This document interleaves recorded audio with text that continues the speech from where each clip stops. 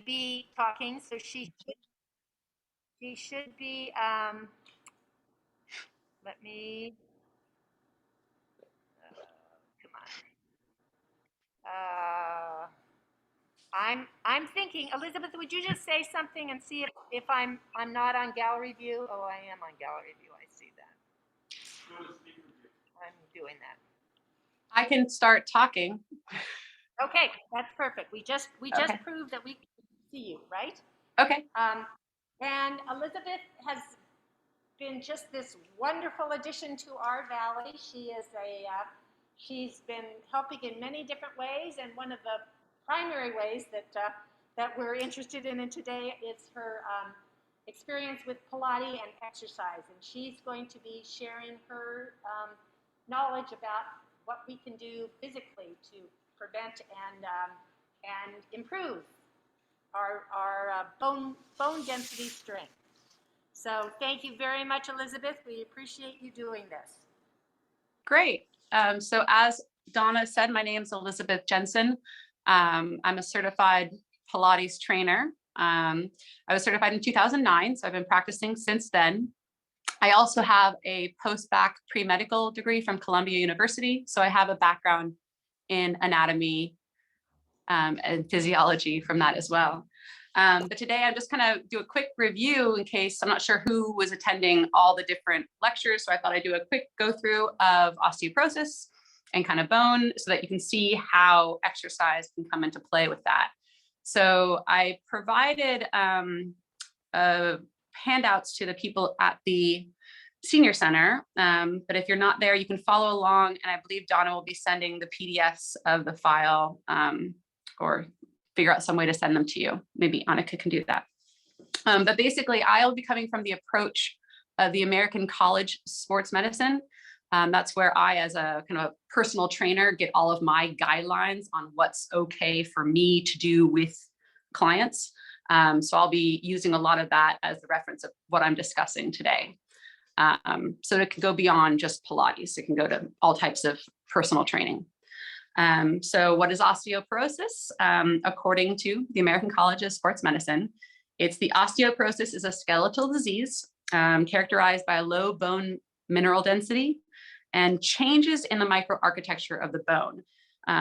They increase your susceptibility to fracture. So it's not just bone mineral density. It's important to note that there's also a factor of how the bone is structured that can change with osteoporosis.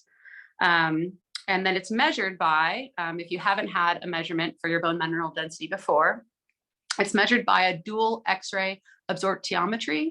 That measures what is kind of like a standard deviation from normal, normal being a healthy 30-year-old person. Everything that I'm saying is going to be in the PDF. So I'm basically reading the PDF with some extra words, if that's helpful for those that don't have it in front of them. The DXA, the dual X-ray absorptiometry, is also called Dexa. So the Dexa can measure your bone mineral density with a T-score. And again, that's a standard deviation from normal. If you have a T-score above -1, that's kind of like normal or just not assigned a designation. If you're between -2.5 and -1, that's osteopenia. And if your bone mineral density has a deviation that's greater than -2.5, so that much less than normal, then most likely you'll be diagnosed with osteoporosis. Something to keep in mind is that the DEXA scan can only measure the BMD of your, like the top of your thigh bone. It can't, and your lumbar spine. It can't get into your thoracic spine. So if you think about the weight of the body that's being supported by your lumbar spine, your low back, versus your upper back, you'll see that the lumbar spine is supporting more weight. It's probably going to have a little bit stronger density. So when you get your DEXA score, often we presume that your DEXA score of your thoracic region and your upper back would most likely be even worse than your lumbar. So even if a client comes to me with osteopenia, I may treat them as if they have osteoporosis because of, I don't know what their thoracic spine, the spine up by your rib cage, that could be worse. So just notice that. You might find that with practitioners, they'll be extra cautious, even if it's just a little osteoporosis. We'll still be extra cautious with you. The reason why we're cautious is, what are the risks? So the risks associated with osteoporosis is really the biggest risk is fractures. So much of it is a silent disease. You won't know that you have a bunch of little micro fractures building up until one day you pick up your teacup and your wrist hurts, and you find that you fractured your wrist bone because of a collection of microfractures that slowly made that bone more and more susceptible. So that's one of the biggest risks of that low bone mass and that structural deterioration, is your susceptibility to fractures, and especially of the hip, the spine, and the wrist. So hip fracture is really the most costly result, because it always requires hospitalization. And then it can have very severely poor recovery rates. So that's one of the biggest red flags, is we don't want you to fall. We want to protect that hip. That's one of, as for me in my practice, that's like my biggest, like that we're going to protect that hip as much as possible. So kind of focusing on how exercise can help, we're going to talk about how bone is built. So in the PDF, it talks a little bit about bone remodeling, and that's kind of the cycle of your bone is like a living tissue, kind of like skin, and it kind of sheds and regenerates. And in bone, that's called bone remodeling. So as your osteoclasts, that's the name of kind of your destruction cells, they break down bone and they release the minerals like calcium into your bloodstream. That's resorption. So your osteoclasts are kind of like the bone breakers, like a Pac-Man, kind of eating away at your bone and like releasing the minerals that are kind of in the bone structure back into your bloodstream. The other part of it is formation, and you have osteoblasts that basically lay themselves down, and they mature into full bone cells, osteocytes. And they mix with minerals and collagen to form that matrix and make your bone. So constantly your bone is remodeling, it's turning over. There is formation, and then there's resorption. So understanding that, it's important to acknowledge that by measurements, we found that your peak bone mass is being built when you are a child and an adolescent. So that's when your body is building bone. You're forming, you're getting your bone as dense and as strong as possible. Is when you're a kid, when you're jumping and skipping and climbing and falling and bumping and running around, you're really active. And about the time in your 30s, the level of formation is not as much as the level of resorption. So you're basically losing more bone than you're building. So you'll start to have basically a bone mass decline. And then an important hormone for all the ladies, an important hormone in all of this is estrogen. So estrogen is kind of the policeman of the osteoclast, those bone destroying cells. And when you don't have a lot of estrogen, all of a sudden those osteoclasts are having a party, and they're going to start resorption. They're going to start breaking down bone at not the same rate as the formation, right? So it's important to acknowledge that when you're going through menopause, your levels of estrogen are declining. And that basically is one of the reasons why you'll see a big drop in bone mineral density in those first 5 years of menopause. And then it's estimated, the most recent survey, I think it was 2016, it was estimated that about 30% of women who are over 50, but only 15% of men who are over 50 have osteoporosis. So you can kind of see that double level. So kind of continuing on understanding the bone, we have two types of bone cells. We have cortical bone and trabecular. Cortical bone is kind of it's the most common bone type in our body. It's like the long bone, it's the sheath, it's like the hard shell of our bones. The other type is trabecular bone, and that's like at the end of your bone, like the top of your femur, or the end of your forearm, like right where the kind of bone meets another bone. You get a lot of trabecular bone tissue. And then in your irregular shaped bones, like your vertebrae. So interesting, the trabecular bone tissue is often at the end of bones, like your leg bone, like your hip, at the end of your forearm, your long bone, like your wrist, and in your spine. So that's kind of this interesting factor of like, well, those are common places where we have fractures. And what they found is trabecular bone has a higher rate of remodeling than cortical bone, like it's turning over constantly. And so when you start to decline and your resorption levels are going high, so you're breaking down more bone than you're building, those trabecular bone tissue at the end of your joint, like at the end of the bone and in the backbone, the vertebrae, they're going to be more susceptible. They're even additionally weaker than the middle of a bone where the cortical bone tissue is. So all that being said, regardless of our age, or even if we have osteoporosis, our bone tissue is still regenerating. It's just might be at a slower rate. So what we're looking for, research has shown that bone tissue can be strengthened in response to a force. So like a pulling or a pushing or a load.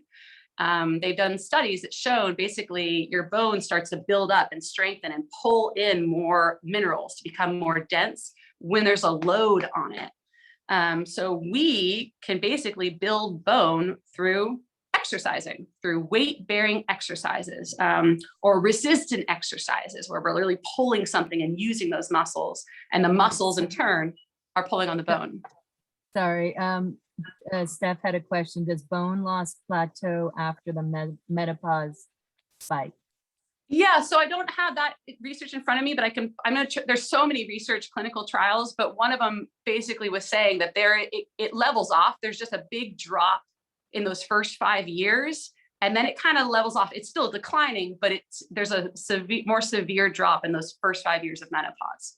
And I'll make a note to follow up with the data that shows that. Thank you. So going to then the benefits of exercise. So the first benefit is just prevention. Like I said about building your bone mass when you're young.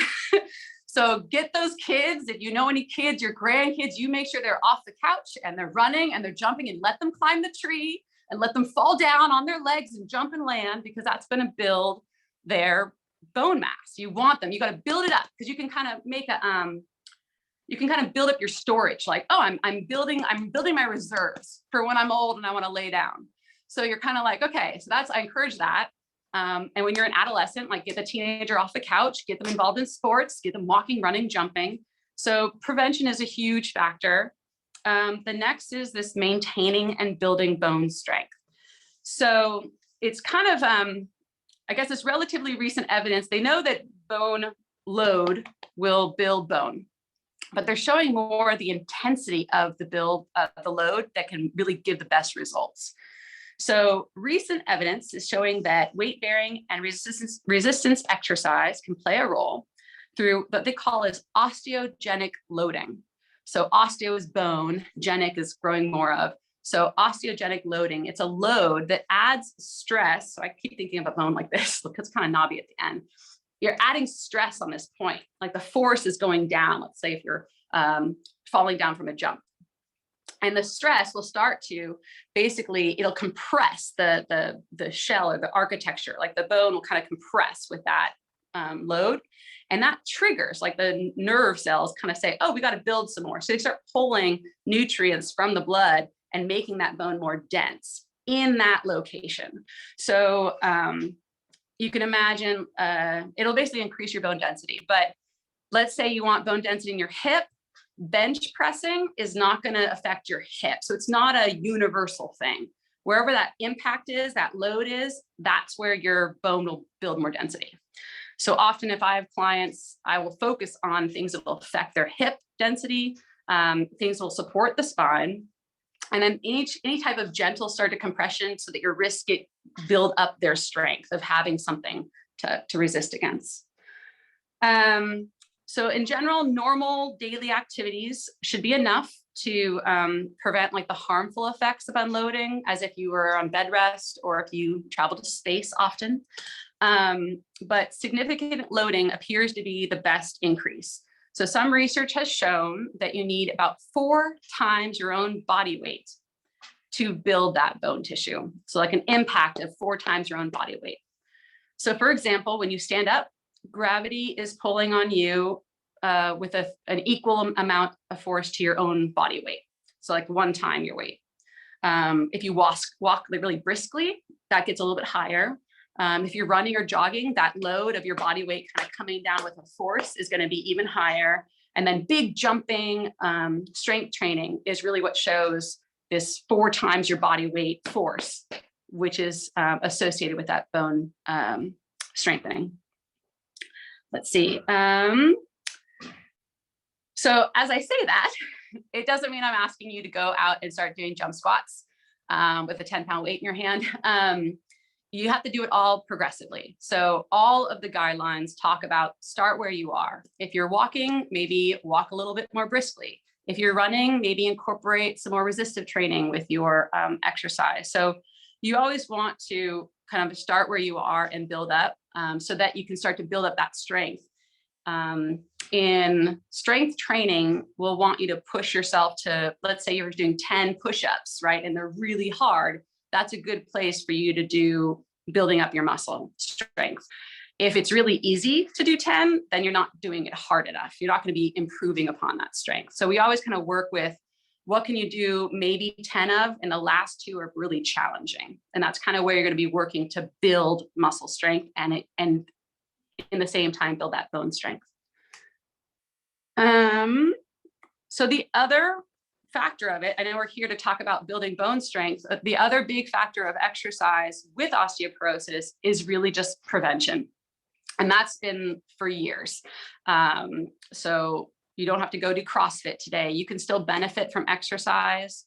If you have osteoporosis or low bone mineral density, you can benefit by doing exercise to prevent falls, to really prevent any impact on that wrist or especially on that hip if you fall.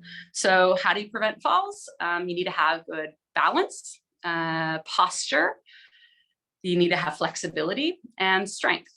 So let's see, for balance, you want to be engaging your primary balance muscles, which are your legs. So your quadriceps, your hamstrings, your gluteals, your butt, and your trunk, like your torso, your abs, and your spine. So let's think of just gentle squats, and you can start to build that. That'll help with your balance.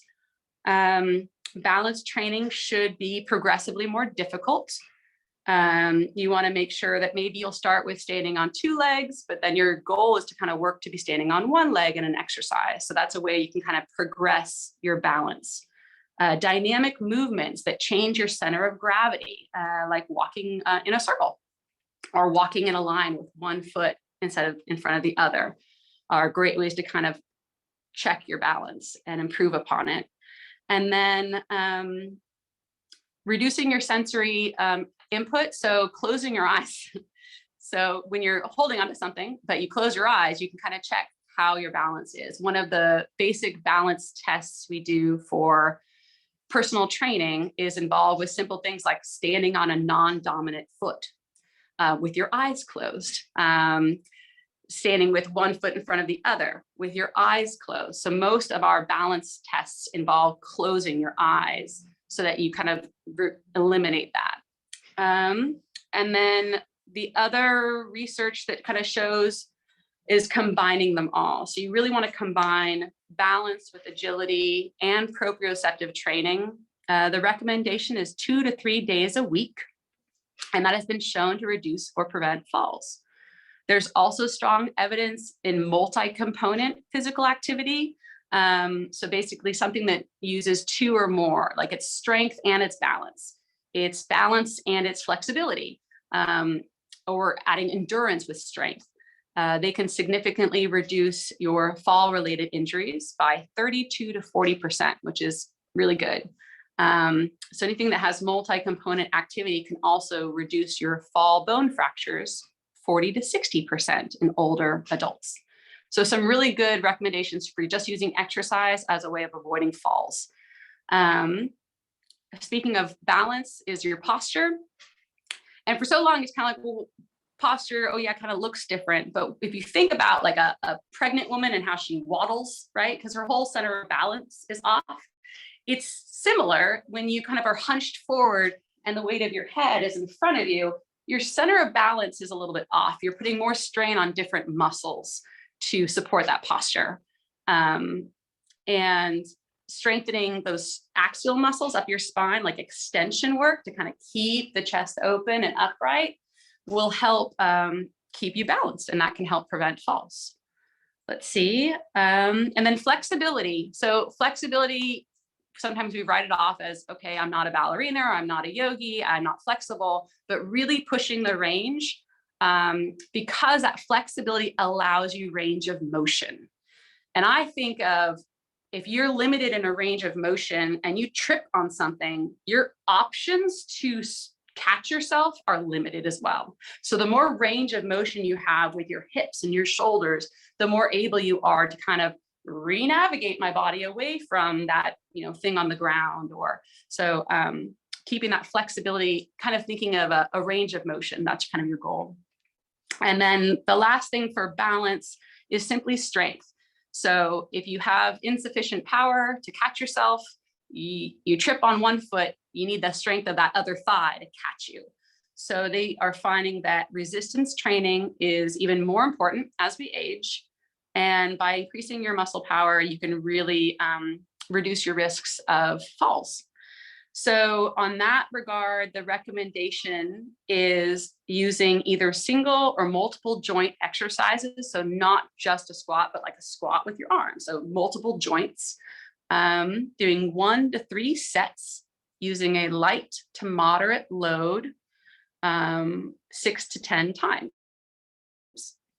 And a light or moderate load is like 30 to 60% of what your 1 rep max might be. And just as a side note, like 1 rep max is commonly used term in personal training. Think about what's the heaviest thing you could maybe push once. And then you decide your moderate intensity based on that. So that one thing I could push that once and that's it. Then you kind of pull back and say moderate would be maybe a 3 or 4 of that level. And more intense would be more a 7 or 8. And kind of go from there. So I included in the PDF that I sent the recommendations for individuals with osteoporosis as provided by the American College of Sports Medicine. They do a guideline for exercise testing and prescription. Every 4 to 6 years, they update their guidelines. So the most recent edition, the 11th edition, just recently came out, which is kind of great because it incorporates more recent data. And it's reviewed by dozens, if not hundreds, of professionals, as well as research professionals, and they kind of review all the data that's available and they make updates. So on the PDF, you'll see there's 3 columns that are kind of clear. It kind of describes what you should do with each column, the intensity of it, the duration, and the frequency. So for aerobic activity, they recommend walking, cycling, some type of weight-bearing aerobic activity that gets your heart rate up, or impact loading like jumping or bench stepping if you have a low or moderate risk of fracture. They recommend that should be a moderate intensity, so not super easy, like not just a stroll walk, but like a walk, right? You feel like a little pep in your step. They recommend doing that for at least 20 minutes and progressing up to 30 minutes, but no more than 45 to 60, and doing that 4 to 5 days a week. Just a little asterisk there. The reason why they most likely put the max is that if you are overworking your body is going to be trying to pull nutrients from somewhere. One of the largest reasons for, or one of the reasons for younger people to get osteoporosis is eating disorders. So you think if you're not eating food, your body's going to try to start to find where it can get those nutrients, those minerals, and it'll eat your muscle tissue and it'll start to eat your bone. So a lot of it is like, you don't want to go too intense as far as the aerobics often, because you don't want to be maxing out where your body's trying to pull nutrients from. For resistance exercise, it's recommending any type of standard equipment of resistance is fine. Compound movements are best, so things that do multiple things. Intensity of high. So again, that's a high intensity means the last 2 reps are really hard. The duration would be 1 set of 8 to 12. And you can increase that to 2 sets after a few weeks, but no more than 8 to 10 exercises per session. And it recommends that 1 to 2 non-consecutive days a week. So let's say you can do your walking, 4 to 5 days in a row, but if you're going to do some resistance training, trying to break that up so it's non-consecutive. And you can progress to 2 to 3 days a week. And then their recommendation is for flexibility exercises to do static stretching of all major joints. So think of your shoulders and think of your hips, think of your knees and your ankles. And you want to stretch to a point of tightness or slight discomfort. And hold the static stretch for 10 to 30 seconds and repeat it 2 to 4 times for each exercise. And they recommend you can do flexibility 5 to 7 days a week. So you could stretch every morning. You could do a walk almost every day. And then do your resistance training a few times a week, if that helps make sense. And then currently in the guidelines, there are no established guidelines for contraindications, like what to avoid. Their general recommendation is a moderate intensity weight-bearing exercise that does not cause pain. Specifically avoiding explosive movements and high impact loading, little asterisks there, and avoiding excessive twisting, bending, and compression of the spine. Those exercises should be assessed and most likely avoided. So I put a little asterisk there because there's new research coming in about high intensity exercises. So I'll maybe send this to Annika and she can forward it to everyone. It's something they're being very hesitant or very cautious about. There was a Lift More study, LIFTMOR, a Lift More study that followed about 50 women, postmenopausal women who had osteoporosis, and it assigned, so I think it was 100 group total, but there was 50 that were the control, and 50 of them basically were progressed in 1 month to learn a deadlift and some other kind of like big high impact loading, kind of like a drop from a pull-up bar, like holding on a pull-up bar and dropping down. So they were trained to do 5 kind of high impact exercises, and it showed improvement in their bone density over 8 months. So it's very early on, but more and more personal trainers are kind of exploring this, and more physical therapists are trying to explore this.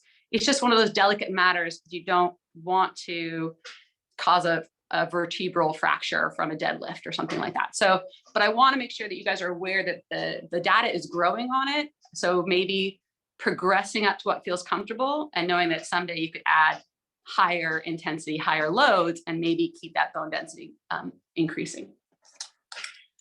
So that's basically my presentation. I also provided a sheet of local resources. So I reached out to the local yoga instructors and posture and Tai Chi instructors,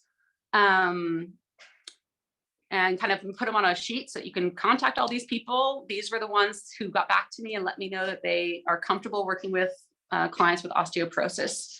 And I'm not sure if I highlighted enough, Tai Chi is getting more and more research just showing the benefits for balance. If you think about it, it's a slow, sustained movements. You're changing direction, right? So you're kind of doing all the things you need to really improve your balance.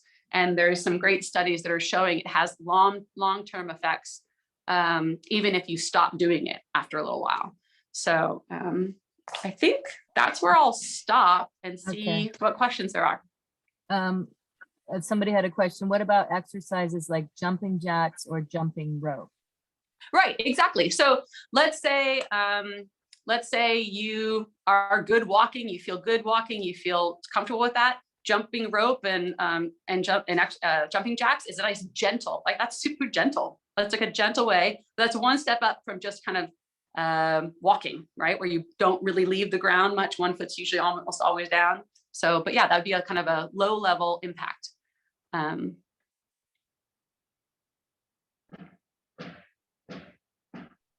about trampolining with your 4.5-year-old? Trampoline. So the only thing about trampoline is great for muscles and cardio, right? And so you're getting that metabolic health. The only thing is you're not really getting impact, are you? You're kind of getting a buoyancy. So it's this one of these little, like, you kind of want to not land lightly. It's like in ballet class, it's like you want to be very light and land gracefully. It's like, well, for bone strength, you actually want to start exploring being a little bit louder, like stomping the feet a little bit. But again, it's that gentle transition. If you're a high risk osteoporosis person and it's not recommended by your physician, then you don't get to stomp around. And so. And there's another one. It says, I have osteopenia. Yeah. I bought some resistance bands. Where do I get more specific exercises to try? Not YouTube's taught by buff young men. Yeah. So I included in the PDFs, we'll send as well. But those at the senior center have a list of, there's a nonprofit that's kind of like a community. It kind of started as a grassroots organization. It's called American Bone Health. And they have some simple exercises, and they have an abundance of classes and workshops. So that would be one place that you could go to. That's American Bone Health. And I think I sent a whole list of the exercises in the PDF that people have in front of them. But as far as getting like resistance training, you can just kind of build it up. Like again, our guideline that we use as a personal trainer is if you can do 10 really easy and you're not tired, then that's not a heavy enough weight for you. So if you think about, like, if you can't do push-ups, can you push up against the wall? And if, okay, that starts to feel easy, then maybe push up using either a bed or an arm of a couch where you're a little bit lower. And then maybe go to the floor on your knees, and then maybe be on the floor on your toes, and then maybe invert and your feet are up on a chair and you're down. So there's a way of like building up the challenge of that exercise.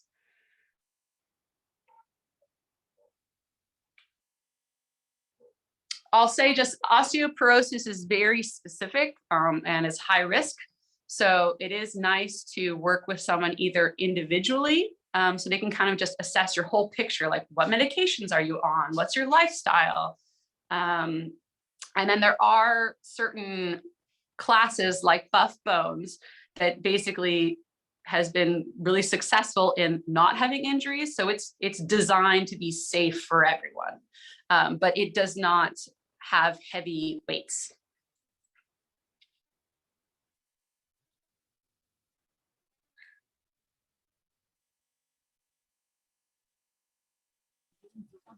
Any questions from the senior center? Donna, you guys are on mute.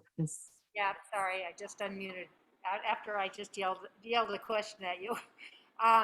Elizabeth, could you talk a little bit about the Buff Bone program and your plans?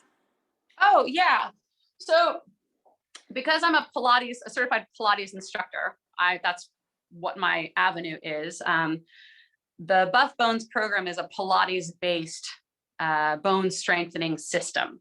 So it incorporates balance, it incorporates kind of muscle recruitment. So you're going to be doing a lot of things about how to engage your muscles in a sequence way. And so I thought it might be a great way for people to start who aren't ready to jump right into CrossFit. Maybe it could start with Buff Bones. Kind of, it's safe. It's proven to help with balance and muscle, like just, how would I put it? You're not building up muscle, but you're gaining that coordination with your muscle and how to use your body so that you're ready when you're going to increase your load to then have that proper form. So I'm finishing up a certification with them, and it would be a great thing to bring to the Valley. If people are interested, I can offer kind of group classes, which would be great. Definitely. And there's another question. It says, what precautions should be taken when exercising if you have arthritis? Yeah, so that's why I say it's like working with someone individually at first is good to look at the whole picture, because certain people might have cardiac issues and arthritic issues. So it really can depend on where arthritis is, what stage is it, what is it caused by? Because you'll have to figure out the modifications right for that client. I have clients that have arthritis in their wrists or in their knees, or different spots can make different modifications necessary. So the Buff Bones does have modification options. Just like when I'm in Pilates, I grab a foam block, or, oh, we're gonna do this seated upright rather than on all fours, or so it really can be nuanced to the individual.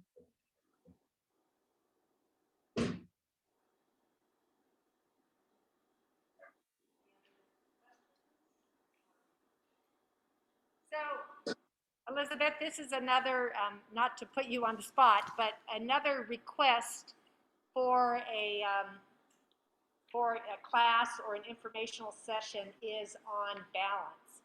And Yeah. So that's something that I know people are interested in, and there was actually a training that was offered.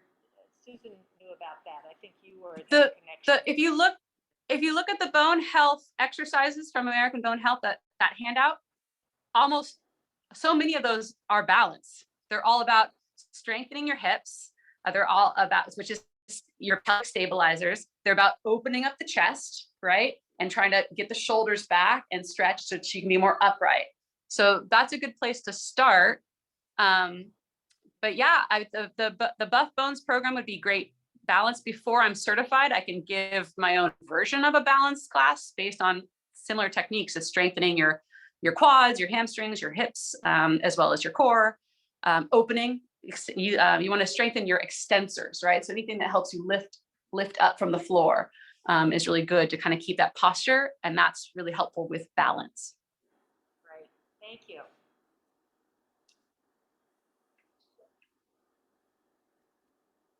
So there's no other questions from either the Zoom participants or here. I'd like to thank Elizabeth for putting together this great presentation, and we're looking forward to these offerings. I think that I should also mention, Donna. Did I lose you? could you try that again? We didn't quite Oh, get that. I almost forgot to mention, for those that are still not really comfortable with walking and stuff, the Ukiah Valley Athletic Club does have that warm indoor saltwater pool, which is great for like if you are really timid about going on a walk and falling, that can be really supportive. They also have outdoor workout equipment. They have indoor classes, and they have some beginning yoga and gentle yoga classes there. And then I did speak to Ferdinand in Ukiah from CrossFit Firefly, and he said if I had enough people interested in learning strength training, he could see if he could send someone out to work at the high school and use their equipment and offer a class to Anderson Valley community.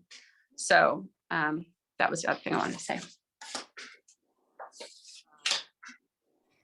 Thank you so much for this. Yeah, thank you so much. We really appreciate this. So we can give a big hand. Yeah. Thank you very much. Thank you. That's great. And Yeah.